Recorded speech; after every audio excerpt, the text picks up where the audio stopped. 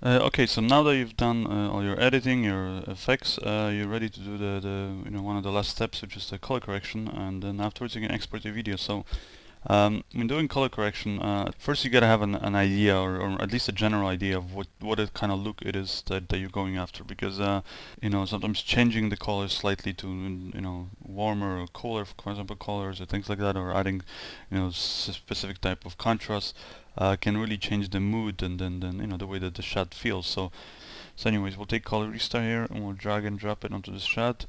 And here we can see it shows up in our settings. Let me extend this.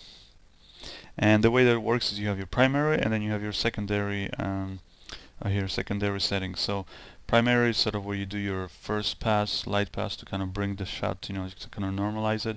And secondary is where you fix up you do your final sort of color correction. So we'll right away start with secondary. I think I'm happy with how this shot is.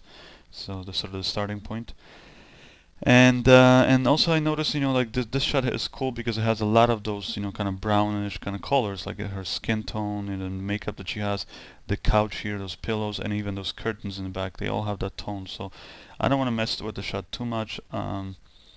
So I'll just kind of play around with those colors and sort of, I would say, sort of embellish them a little bit more. So I'll usually start with the midtones, and the way that kind of a good general guideline is midtones. You kind of want to keep them usually in the warm tones here. So here where you see those kind of yellowish, reddish, and sometimes even pinkish colors, and that's simply because usually your actor's skin tones, you want to keep them sort of natural. So even though you're giving it your final shot a distinctive look, you want to make sure that those skin tones, which usually end up being in the midtones, that they end up, with those kind of warm colors. You don't want to suddenly, like, let's say, take the midtones here and, put it totally green or totally, blue, because that just makes the skin look very unnatural. So that's the kind of thing, the rule. Now, if you don't have an actor in the shot, if it's just an outsider, let's say, of a street or something, well, then it's a different case. But most of the shots are going to be of a subject. So what I do here is I'm going to take this point and I'll just drag it, and I'm going to see how it looks. For example, if I add more reddish kind of colors, a bit more towards blue, kind of pinkish, it also looks cool. But you know what? I'm going to try to not. I don't want to go to completely like yellow like this, so it just makes her look like she's sick. But I'll add a little bit of like this kind of this warmth kind of brownish colors. So somewhere there I think is pretty good. And then once you do that, another general rule is then in your shadows you want to sort of offset that by going in the opposite direction. So here we went towards more kind of brownish. We're going to go towards more these kind of bluish, a little bit of this turquoise colors.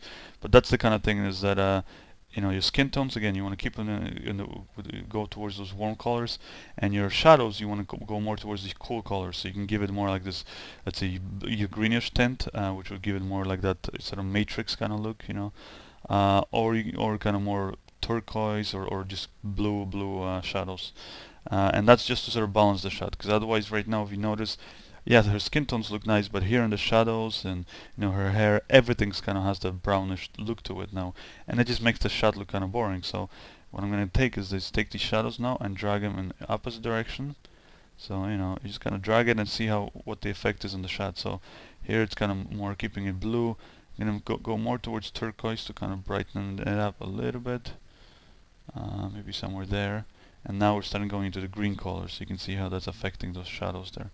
It's giving it a green tint, and either way it could look cool. It just creates a different feel. So let's say I'll keep it kind of more on the blue side, but not too blue because I don't want to start making it looking pink. So somewhere there, and right away now when you look at it, this is how it looked before originally. This is how it looks now. It just has more of this, more sort of a contrast color-wise, because we still have those red, and kind of warmish tones to her skin, but we also have another sort of color there in the shadowy areas, and her hair looks more interesting. So that's the kind of thing. And then as far as highlights go, you can go either way. But in here, because we have a lot of this nice warm light now on her, I want to take those little highlights there and just kind of match them up by making them a little bit warm too. So adding it kind of almost a yellowish color to it, and something like that. And then we're gonna also go to our secondary saturation, and I'm just gonna over drag the saturation down. Too many times I find that when people do color correction, they color correct the shot and they add so much vibrant color, but then afterwards they render it out and then they watch it on some TV, for example, some kind of a regular or crappy old TV, and then the colors look very saturated, very like blown out almost. And that's because just because it looks good on your nice monitor that you have connected to your computer doesn't mean that most TVs will be able to handle, because in fact most regular TVs can handle as many colors as a good computer monitor can. So you got to keep that in mind, and a good thing to keep in mind, is a good rule is to, after you've done all your color correction, is to just go and desaturate the shot a little bit. So just when you think it's it's enough, it's not too many colors, I would still desaturate it. So this is sort of how it looks, let's say oversaturated, and then now we drag it down and let's say desaturated by like 16%. So as you can see, it's still a nice looking shot, has those different colors there in the shadows and in the foreground and in the midtones, but it's not so saturated, it's not so blown out. And then another thing I'm also going to play around with is, here you have these levels here, basically these lines, and outside of each of these circles that represent the shadow, midtones, and the highlights. And what these lines are is they're basically just adjusted the value or the brightness of those that part of the image. So for example, here if I drag it down to where, I'm going to basically make those shadows even darker. So if I grab it, see, it just makes it more kind of really dramatic, which in this case is not needed. So I'll bump it up. Let's say the midtones, I want to brighten them up, so I'll grab this and I'll drag it up. So as you can see, those areas there in the midtones are kind of, they're adding to that whole look. And then the highlights, for example, if I really wanted to get these really dramatic highlights that blow out, like here and on our face, then I would also move it up, but it's too much. I'll just adjust it like that. Now I'm going to counter the shadows, maybe darken them just a little bit, not too much, so we have a bit more contrast in the shot. And maybe take away a little bit, like add back some of the saturation. Maybe I overdid it. Maybe take it to like -10. And now let's see, look at what it was before. This is how the shot looked before, and this is your final shot. And as you can see, it's not a big difference, but the thing that it's really drastic is this shot has a bit more of a punch to it. Looks kind of just jumps out more at you, and also the colors are more interesting, because in here, in the location, everything was kind of had that brownish color, and all that brown color was bouncing everywhere. So now with the color correction, we just introduced a little bit of this interesting colors more in the shadows here on her hair and stuff. That just makes the shot, I think, look more interesting. And once you've done that, what you can do is you can then just go and for example, copy it to all your other shots. So you can right click here, go copy, and let's say we have another shot here where she's sitting on the bed, which is that same setting, and let's say we'll just select it and go here, paste. And you can see that already the shot looks pretty cool, because it's the same setting as it was here. One thing maybe noticed is that because we're here in a wider shot and it's a bit more of the shadowy areas, maybe it's a little bit too dark. So now the cool thing about Colorista is that because you have your secondary and primary sort of color correction, you can go to your primary now and you can adjust sort of how your shadows, let's say just brighten up the shadows. Let's say I can go to my shadows here and just grab this and basically brighten them up, but without affecting the final color correction. And that's kind of what I like about it. So let's see, I'll just brighten up just a little bit. Maybe the here the midtones, I'll bring them down a little bit, bring some of the contrast back, so somewhere there. And once I'm happy, I can just leave it that way. Now and then you pretty much have to just go and look for all these shots that have the same kind of that same setting, and then you basically just right click on it here and go paste.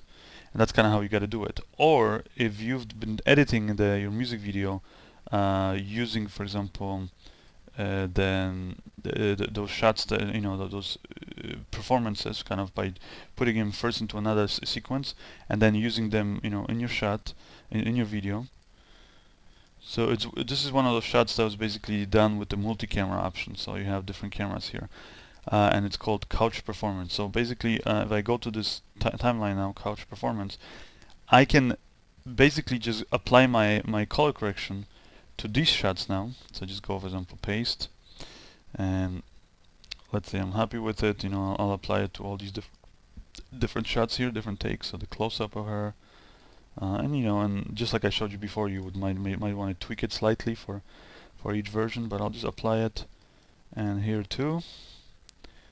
And once I've applied that, now when I go back to my Final Cut sequence, you'll notice that these shots now automatically have that color correction because I applied it in my original timeline.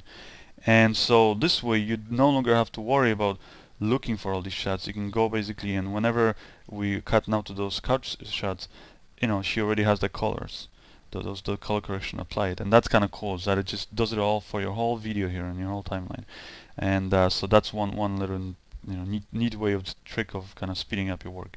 And then also this way, if you want to change your color correction, for example, let's say afterwards client gets back to you and says, I like everything, but I want these shots to be have a different look to them, for example, just these shots on the couch. Well, instead of now going through the whole music video and looking through all these shots and changing it there, all you have to do is you go to your couch performance and you only have 4 shots that you have to change it on. So it just right away it speeds up your whole process. Let me color correct another shot here. Maybe let's take one of these other performances. Let's say like here. So this is a performance that we shot with a lot of natural lights that are coming in through the doors, and then we also had some softboxes there, and one really hard light from the back to kind of add the little rim there, to kind of simulate the fire, as if that's adding a glow on her, which in fact is actually a light. But anyway, so we'll take one of these shots and we'll color correct them. So we'll add color corista, drag and drop it, go to our secondary, and just sort of quickly, let's say, I want to make the shot kind of feel like it's kind of sad, kind of depressing. Maybe it's a sad song, or this sequence is kind of sad. Well, then, if you know that with colors you can create different emotions. So, if, for example, you can make the shot look like it's, let's say, it's cold in there and it's not very welcoming, and therefore it feels kind of sadder. So you would do that by adding basically a lot of cooler kind of colors. So I might even grab my midtones, and like I said, I don't want to overdo it because I don't want her skin to look, very unrealistic. But let's say I'll drag the midtones kind of towards blue / kind of pinkish colors here. Then I'll take the shadows and I'll do the same thing, just because I'll drag them towards cooler colors. And somewhere there maybe. And even the highlights, let's say, I'll drag it more towards turquoise. And as you can see right away, and then let's say darken the shot here, like the shadows, add some contrast. And let's say here, this one we will brighten up a little bit, but the highlights, will bring down, so it doesn't look like there's anything too bright in there. Maybe adjust my midtone slightly, add a little bit of warmth, so it doesn't look so completely depressing. But you can see, and then maybe the shadows. Let's try a little bit more greenish. Let's say maybe look to it. So as you can see, this shot now has a certain sort of tone to it. So this is how it was originally. This is how it looks with this color correction. But you can take that same shot and you can add a completely different feel to it by, for example, we'll turn off that effect there that we did, and we'll apply another colorista. Go to our secondary, and let's say we'll just make it a bit warmer. So we'll take the midtones, and let's say we want to make it feel like it's really hot in there, that fire and all that stuff, that big fireplace. So I'll drag it, let's say this is too yellowish, maybe more towards these kind of reddish colors. My highlights make them just pure, just blown out the reddish yellow. And then it's the only thing that kind of worries me now, everything is kind of so yellow, so maybe add back a little bit of like sort of opposite colors by dragging in the opposite direction. So, and the shadows just to balance the shadow a little bit more, not too much. I'll kind of add back a little bit more of this blue kind of color into it, so not everything is so red. But I'll do it like that. Maybe crush the shadows a little bit. Now we'll really sort of blow out the highlights to make the shot look very, very dramatic, and make it look like that light is really strong there. And now suddenly the shot has a completely different feel to it, and you could say in a way can tell a different story. And especially when you compare it, for example, to how it looks to this version. So this one, it just makes it feel very depressing, and here it just feels a lot more just warmer, kind of more welcoming. So that's how you can very easily sort of change the mood of your shot. Let's say we want to go somewhere more neutral, somewhere more in between, add more of a stylized kind of look to it. Then we'll apply Colorista again. Go to our secondary here and go to the three-way color corrector, and let's say we'll add, keep the skin tones kind of warmer, but not go all the way there. Kind of keep it a little bit pinkish.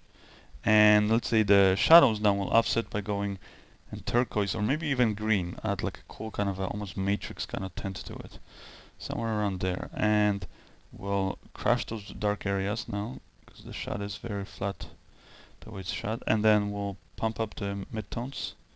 So we'll kind of brighten them up somewhere around there. Now I gotta offset the shadows even more, so darken them even more.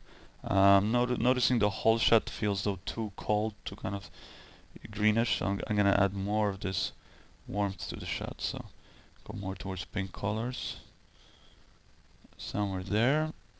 And then let's say our highlights, we just want to make them kind of, let's say try this kind of yellowish almost thing highlights, so that fire and that light there on the walls has the kind of more yellowish feel to it.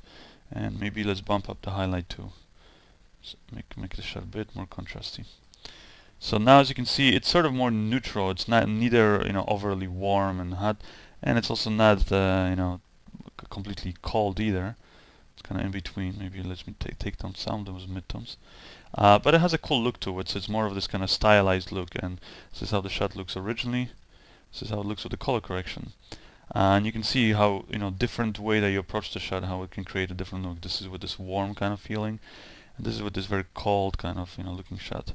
You can just keep on playing, and that's kind of what color correction is all about. Just kind of gotta play around with it. And many times I'll color correct my video, leave it for one day, and then come back the next day, and without watching it in between, and then watch it, and then just see, okay, do I like really those colors? Because many times, when you're sitting there and you're adjusting those little minute settings, everything starts looking the same to you. So you need to sort of step away from it, take a break. And I find if you take let's say if you're working on a few music videos at once, just step away, do work on another video, and then the next day when you come back to it, it's going to become a lot more obvious. When you look at those shots, you're going to be like, okay, this is good, but let's see, these shots are too much pink there, let's say, on the walls and things like that. That's kind of how you want to color correct it. And also sometimes it's just good to ask either the client or ask another some third party that hasn't been working on the colors to tell you what they really think of the final look of the shots. And that's it, and you just gotta go by shot and sort of color correct it that way.